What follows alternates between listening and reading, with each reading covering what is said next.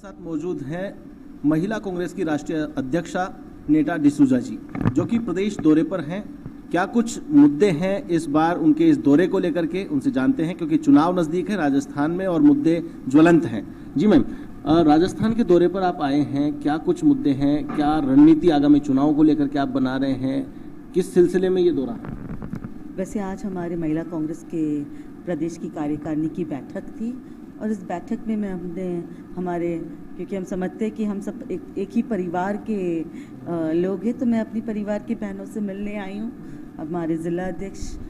जो बहन है उनसे मिलने आई थी और साथ में बातचीत की और आने वाले चुनावों में किस तरीके से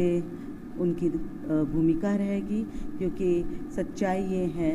कि कांग्रेस की सरकार ने, अशोक गहलोत जी ने, माननीय मुख्यमंत्री जी ने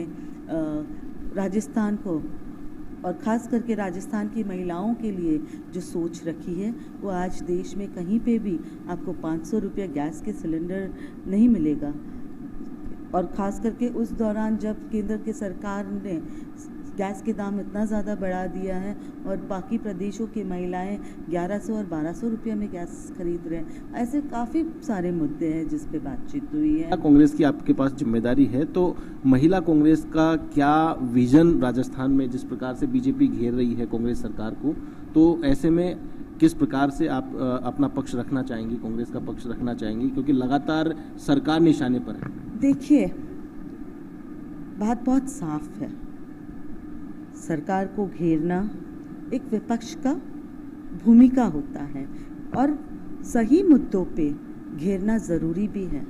पर जब बात आती है महिला मुद्दों की और जो गलत तरीके से घेरा जा रहा है, मैं आपके माध्यम से राजस्थान के जनता को ये बताना चाहती हूँ, और राजस्थान की जनता और ख़ास करके बहनों ने पिछले 4.5 सालों में ये देख लिया होगा कि जब भी उनमें से कोई भी महिला अगर पुलिस थाने गई है कोई रिपोर्ट दर्ज करवाने के लिए, तो उनका रिपोर्ट, उनका कंप्लेन तुरंत दर्ज हुआ है। भाजपा के बहुत सारे लोग, भाजपा के कार्यकर्ताओं, तो मैं निवेदन करूंगी भाजपा के नेताओं से, खास करके राजस्थान में, कि वो अपने कार्यकर्ताओं को और लीडर्स को थोड़ा सा सीख दे कि महिलाओं के प्रति कैसा व्यवहार करना चाहिए। और अगर बेटी बचाओ बेटी पढ़ाओ नारा भी उनके केंद्र में उनके आकाओं ने दिया है, तो सबसे पहले बेटियों को इज्जत के साथ देखना शुरू करें। बिल्कुल, अब मन टटोला है, आपने मीटिंग ली है राजस्थान में, महिला कांग्रेस की जो पदाधिकारी थी उनसे भी आप मिली हैं, कैसा उत्साह नजर आ रहा है आगामी चुनाव को लेकर? देखिए, महिलाएं जो है वो इस बार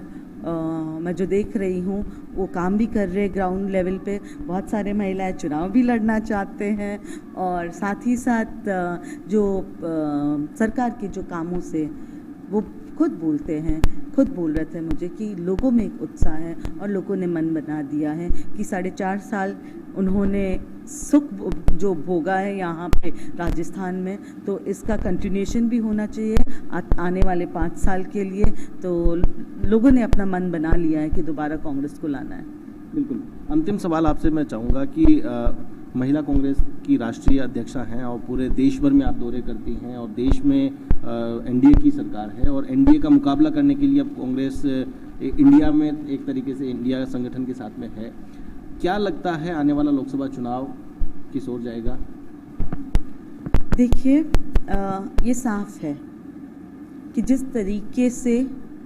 इन्होंने राहुल गांधी जी की सदस्यता को रद्द करवा दिया, फिर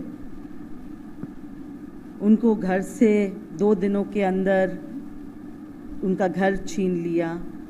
लोगों के भी आँख खुल गए हैं, देश की जनता सब समझना शुरू कर लिया है। और मैं ये समझती हूँ कि कल का जो डिसीजन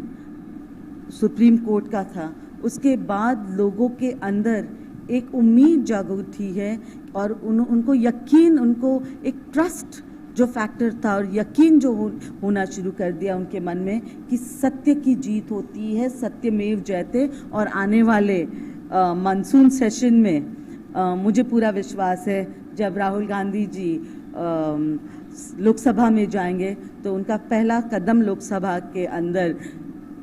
जो होगा उस वही से